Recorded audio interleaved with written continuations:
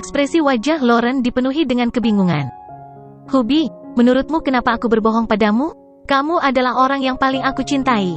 Semua yang saya katakan kepada Anda, saya bersungguh-sungguh dari lubuk hati saya. Aku tidak pernah berbohong padamu." Melihat ekspresi tulus di wajah Lauren, dia membungkuk dengan dingin sebelum mengambil foto yang dia ambil dari rumah Matt. Dia awalnya ingin menghancurkan foto-foto itu ke wajah Lauren. Jordan pasti akan melakukannya jika itu Hailey. Namun, entah kenapa, Jordan tidak tega melakukannya pada Lauren. Dia tidak tahan untuk terlalu berlebihan dengan Lauren, mungkin karena Lauren biasanya sangat lembut dan baik padanya. Dia benar-benar tidak seperti Hailey, yang sering membuat Jordan bersikap dingin atau melakukan kontak fisik dengannya ketika dia tidak punya uang. Wajah yang sempurna dan tanpa cacat. Jordan memandangi tempat Lauren yang sangat indah dan mau tak mau merasakan gelombang emosi menguasai dirinya. Tidak hanya wajahnya yang sempurna tetapi juga aktingnya. Terlepas dari kemampuan luar biasa Jordan untuk membaca orang, dia bahkan tidak tahu bahwa Lauren sedang berakting saat ini. Oleh karena itu, dia mengeluarkan foto-foto itu dan meletakkannya di meja samping tempat tidur. Dia berseru, "Lihatlah dirimu sendiri." Setelah meletakkannya, Jordan berbalik. Lauren mengambil foto-foto itu dan ketika dia melihat yang di atas, yang merupakan foto dirinya dan Matt bersama, dia akhirnya mengerti mengapa Jordan sangat marah. Lauren buru-buru menjelaskan, "Sayang, kamu salah paham. Foto ini tidak berarti apa-apa. Dr. Gale dan saya mengambil foto ini ketika dia membawa saya ke Grand Canyon karena saya ingin beristirahat setelah salah satu sesi perawatan kami 2 tahun lalu. Kami tidak pergi sendiri, Felicia juga ikut. Dia yang mengambil foto ini. Felicia membawa makanan hari itu, dan setelah kami mengunjungi Grand Canyon, kami bahkan tidak makan bersama. Kamu bisa bertanya pada Felicia tentang itu." Lauren merasa sedikit bingung setelah menjelaskan. Dia berpikir bahwa Jordan harus lebih berpikiran terbuka. Mengapa dia cemburu tentang foto seorang teman dan saya di Grand Canyon? Setelah memikirkannya dengan hati-hati, dia berpikir bahwa dapat dimengerti jika dia curiga karena dia telah disakiti oleh Hailey sebelumnya. Jordan berbalik dan berkata dengan acuh tak acuh, "Saya tidak mengacu pada foto ini. Lanjutkan melihat sisanya." Petik 2. Ada lagi. Lauren bingung karena dia ingat hanya mengambil satu foto dengan Matt. Dia dengan penasaran membalik foto-foto berikut, hanya untuk membuat pupil matanya membesar segera setelah melihat foto-foto itu. Apa foto-foto ini? Siapa wanita ini?" Lauren bertanya dengan kaget, menganggap foto-foto itu benar-benar tidak enak dilihat. Jordan berpunuk dengan dingin dan bertanya, "Ini adalah foto-foto yang saya temukan di rumah Matt Gale. Mereka ditempatkan bersama-sama dengan foto Anda dan dia. Menurutmu siapa wanita di foto itu?" Lauren segera menjawab, "Tidak, Hubie, itu jelas bukan aku. Aku bersumpah aku tidak pernah terlibat dalam perilaku intim dengan pria lain kecuali kamu." Jordan menghela nafas tanpa kehilangan kesabaran. Sebaliknya, dia tetap tenang. Lagi pula, Jordan merasa dia juga tidak berhak kehilangan kesabaran karena itu terjadi sebelum mereka menikah. Jika ini terjadi saat mereka menikah, Jordan akan menanyainya dengan marah. Jordan berkata dengan lembut, "Lauren, aku pernah menikah sebelumnya dan tidak masalah bagiku berapa banyak pria yang kamu miliki sebelum kita menikah. Matt adalah dokter yang sangat luar biasa dan itu normal jika Anda pernah berkencan dengannya sebelumnya. Anda tidak perlu menyangkalnya. Tapi aku tidak ingin kamu menipuku karena begitu kamu melakukannya, aku tidak akan mempercayaimu lagi. Saya tidak tahu apakah saya harus percaya apa yang Anda katakan atau tidak." Petik 2. Nada bicara Jordan tenang sementara Lauren menjadi sangat gelisah. "Jordan, aku bersumpah, aku benar-benar tidak menipumu. Anda satu-satunya orang yang pernah saya cintai dalam hidup ini. Jika saya melakukannya, tidak mungkin saya tidak berani mengakuinya." Petik 2. Jordan bertanya, "Apakah Anda mencoba mengatakan bahwa Matt melakukannya tanpa sepengetahuan Anda saat Anda sedang dihipnotis?" Lauren menggelengkan kepalanya dan berkata, "Tidak, Dr. Gale bukan orang seperti itu. Dia pria yang baik yang tidak akan melakukan hal seperti itu." Jordan sangat marah melihat Lauren membela Matt. Pasti ada yang salah dengan pria itu. Kalau tidak, dia tidak akan menyembunyikan foto-foto itu di lemari samping tempat tidur. Pada saat ini, Salvatore mengetuk pintu dan masuk. "Jordan, Matt Gale ada di sini." Matt masih mengenakan jas lab putih. Salvatore tidak perlu banyak usaha untuk membawanya. Alasannya adalah, begitu Matt mendengar bahwa Jordan yang ingin bertemu dengannya, dia segera datang dengan sangat kooperatif. Salvatore menutup pintu lagi setelah Jordan masuk. Matt tersenyum dan bertanya, "Jordan, Nona Howard, mengapa kalian mencari saya?" Apakah sesuatu terjadi? Jordan berkata, Dr. Gale, tolong jelaskan foto apa yang kamu sembunyikan di kompartemen rahasia kepala tempat tidurmu ini. Ekspresi Matt tiba-tiba berubah. Foto pertama yang dilihatnya juga foto dirinya dan Lauren di Grand Canyon. Bagaimana Anda tahu bahwa saya memiliki foto-foto itu di lemari samping tempat tidur saya? Anda pergi ke tempat saya, bukan? Matt menanyai Jordan. Jordan mengangguk dan berkata, aku baru saja kembali dari tempatmu. Anda dapat mengajukan laporan polisi terhadap saya karena masuk tanpa izin. Tetapi sebelum itu, Anda sebaiknya menjelaskan semuanya dengan jelas kepada saya. Matt tampak malu saat dia menundukkan kepalanya dengan canggung. Setelah waktu yang lama, dia akhirnya berkata, baiklah, saya akui bahwa saya selalu naksir Nona Howard. Jordan segera mengepalkan tinjunya. Kamu bajingan, kamu akhirnya mengakui bahwa kamu munafik.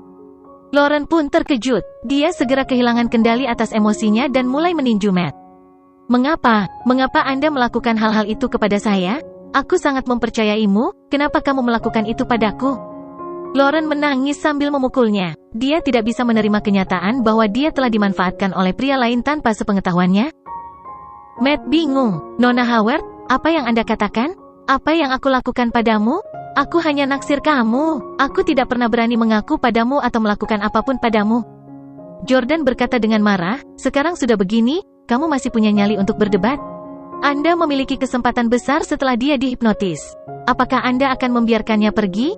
Petik 2. Lauren melemparkan foto-foto itu ke Matt. Apa foto-foto ini? Matt berjongkok di tanah dan mengambil foto-foto yang tidak sedap dipandang satu persatu, hanya untuk terkejut. Dari mana foto-foto ini berasal? Saya belum melihat foto-foto ini sama sekali. Jordan tidak bisa menahan diri untuk tidak menendang Matt ke tanah. Ini adalah hal-hal yang saya temukan dari lemari samping tempat tidur Anda. Apakah Anda berani mengatakan bahwa Anda belum pernah melihat mereka sebelumnya? Matt terkejut. Tidak mungkin, saya hanya punya foto dengan Nona Howard di lemari samping tempat tidur saya. Tidak ada foto lain. Lagi pula, pasangan di foto itu jelas bukan aku dan Nona Howard. Saya tidak mengambil foto tidak senonoh seperti itu. Memikirkan bahwa Matt sebenarnya menyangkalnya. Ya tentu saja dia tidak akan berani mengakuinya. Suatu kali dia mengakui bahwa dia telah mengambil keuntungan dari Lauren ketika dia dihipnotis. Belum lagi Jordan tidak akan membiarkannya, bahkan Brett akan membuatnya lumpuh jika dia tahu. Karenanya, untuk melindungi dirinya sendiri, dia hanya bisa dengan keras menyangkal segalanya. Menatapnya dari atas, Jordan bertanya, kamu mengatakan bahwa kecuali foto itu, semua foto lain tidak ditempatkan di sana olehmu. Apakah Anda mencoba mengatakan bahwa sebelum saya pergi ke rumah Anda, seseorang dengan sengaja meletakkan foto-foto itu di kompartemen rahasia di kepala tempat tidur Anda? Matt masih berjongkok di tanah dan berkata dengan ekspresi gelisah, ya? Jika Anda tidak memfitnah saya, orang lain pasti melakukannya untuk menodai saya. Meskipun kompartemen rahasia itu ada di tempat saya tidur setiap hari, panel panjang harus dipecahkan agar saya bisa mencapai isinya. Sejujurnya, setidaknya sudah setahun sejak saya mengangkat panel panjang itu untuk melihat apa yang ada di dalamnya, dan saya bahkan tidak tahu kapan foto-foto itu muncul.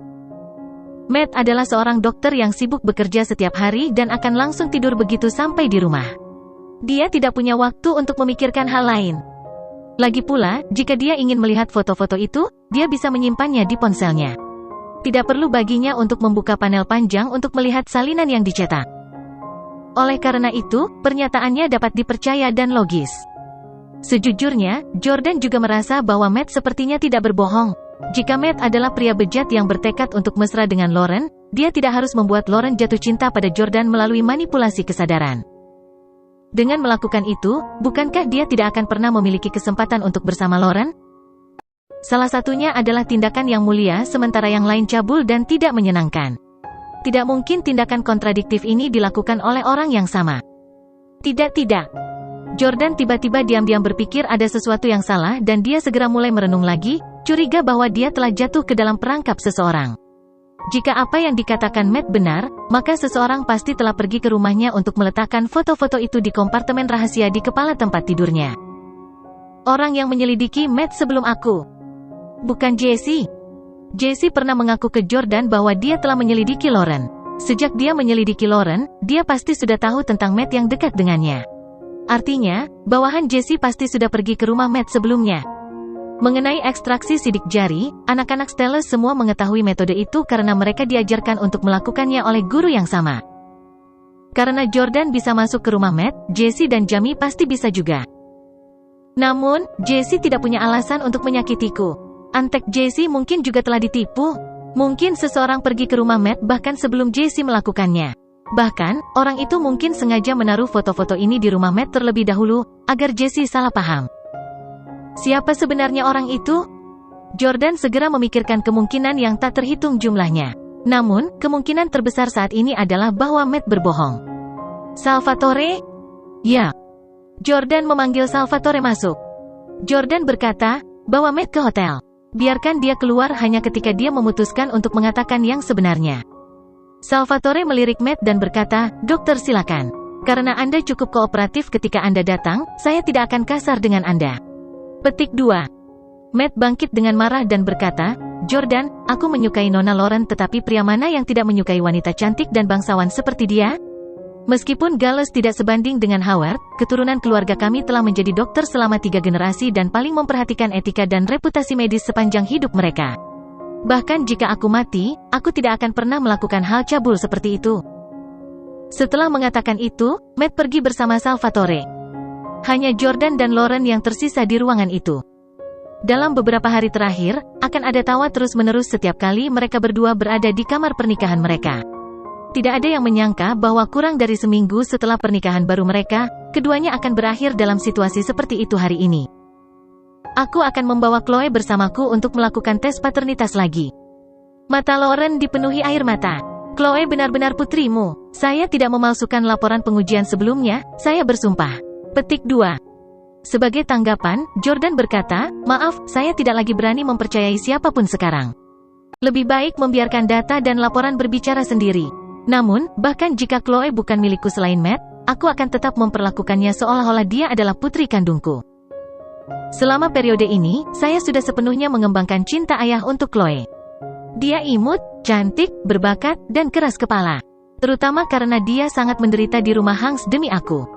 Tidak peduli apa, aku akan memperlakukan Chloe sebagai putriku, jangan khawatir tentang itu.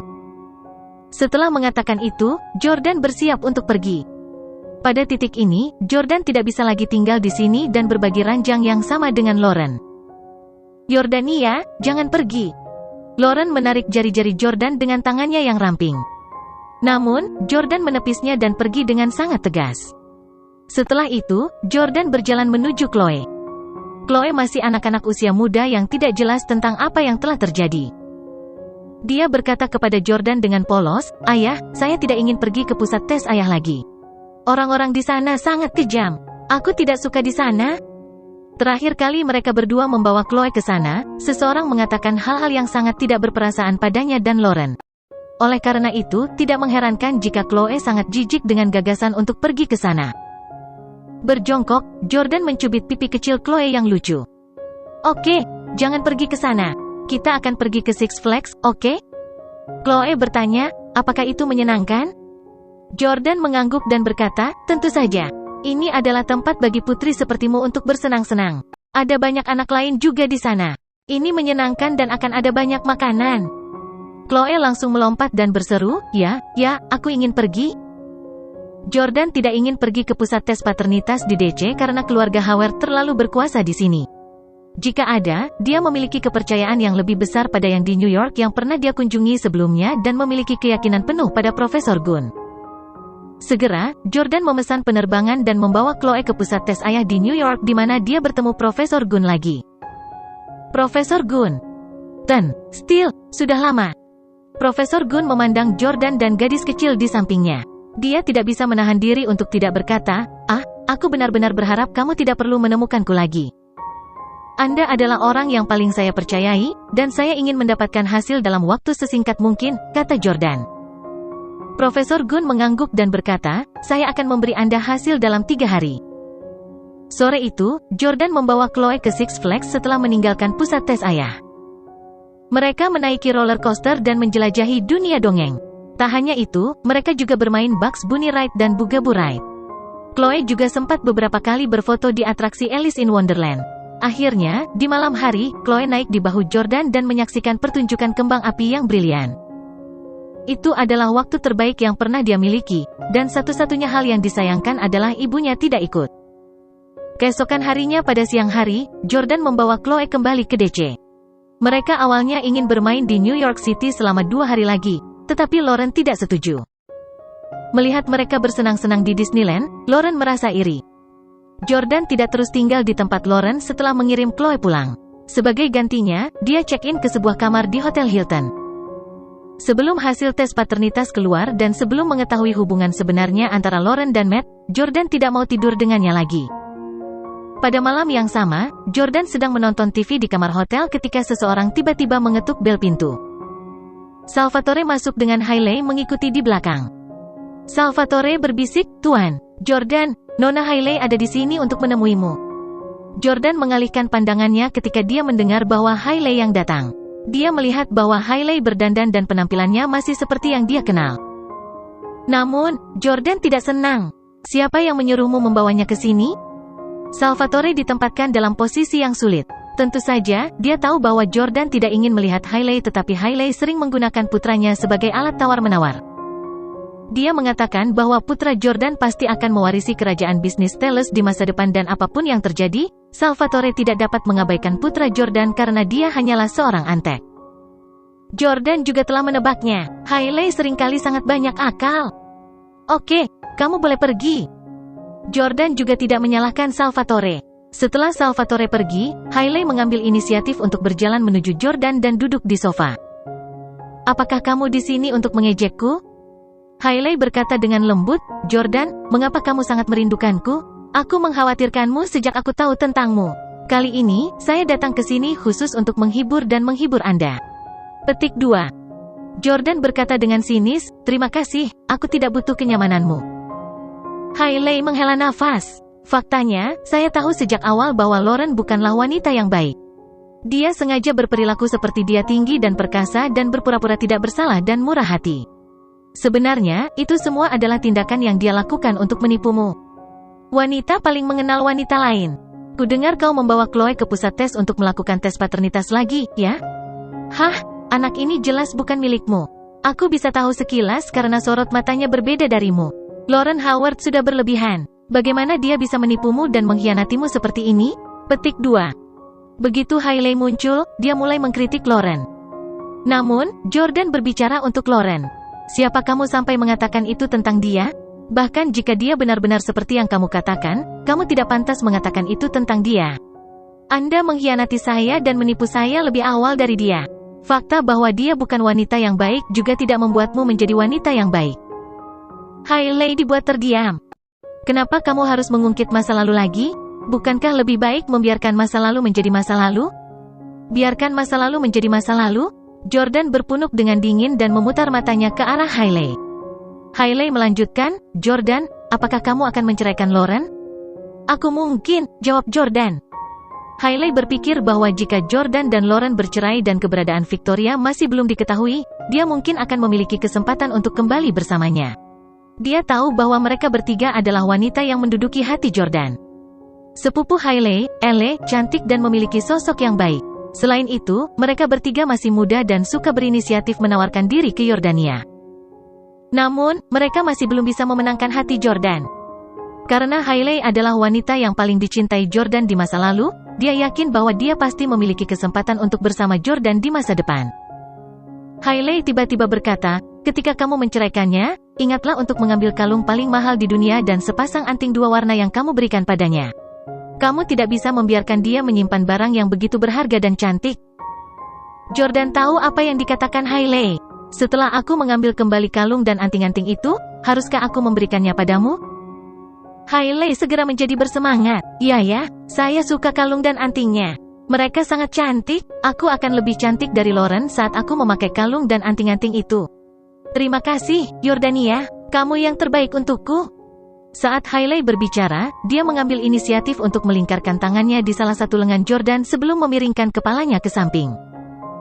Jordan terdiam beberapa saat. Dia segera mengulurkan tangan kirinya dan dengan lembut mengusap rambut halus dan lembut Hailey sebelum mendorongnya menjauh. "Hailey Camden, apakah kamu delusi? Bahkan jika saya mengambil perhiasan itu kembali, saya tidak akan pernah memberikannya kepada Anda." Kamu masih tidur dengan Brad, dan kamu menginginkan sesuatu dariku? Hailey berkata, bukankah kamu juga mengatakan bahwa Brad tidak akan pernah menikah denganku? Aku bisa putus dengannya kapan saja. Jordan ingin mengutuk hatinya. Kapanpun, apakah saya tipe pria yang bisa Anda cintai dan bersama kapanpun Anda mau? Hah, Anda akan meninggalkannya jika saya memberi Anda perhiasan paling mahal di dunia. Jika tidak, Anda akan terus bersamanya. Bukankah kamu memperlakukanku sebagai cadangan? Jordan tiba-tiba teringat saat Hailey mengejar Jordan tepat setelah dia menyetujui lamaran pernikahan Tyler di konser Superstar tahun lalu. Dia mengejarnya hanya untuk memberitahu Jordan untuk tidak menyerah menyukainya dan bahwa mereka bisa bersama lagi dalam beberapa tahun. Saat itu, Hailey memperlakukan Jordan sebagai kekasih cadangan. Jordan membentak dengan marah, bangun. Bahkan jika aku memberikan kalung dan anting-anting itu kepada Jenny, aku tidak akan pernah memberikannya kepadamu. Apa, kau akan memberikan kalung dan anting-anting itu kepada si brengsek itu, Ele? Hailey segera menjadi marah. Jordan, aku datang untuk menghiburmu dengan niat baik, tetapi kamu bahkan tidak menghargainya. Sebaliknya, Anda menggunakan sepupu saya untuk mempermalukan saya. Ngomong-ngomong, setelah kamu dan Lauren bercerai, kamu harus memberiku kalung atau anting-anting itu. Bahkan jika Anda hanya memberi saya satu sisi anting-anting, saya harus memiliki salah satunya. Jordan bertanya, menurut Anda, mengapa Anda pantas mendapatkannya? Karena aku melahirkan putramu, saya berhak untuk itu. Setelah mengatakan itu, Hailey menyerbu dengan marah. Menatap punggung Hailey, Jordan hanya bisa menggelengkan kepalanya. Hailey, benar-benar mengerikan dibandingkan. Bahkan jika Lauren berbohong padaku juga, sikapnya terhadapku 100 kali lebih baik daripada Hailey. Aku tidak akan pernah memberikan perhiasan terindah di dunia kepada wanita egois dan sombong sepertimu. Sama seperti itu, 2 hari lagi berlalu. Profesor Gunn telah berjanji untuk memberikan hasilnya dalam 3 hari. Memang, Profesor Gunn menelepon Jordan.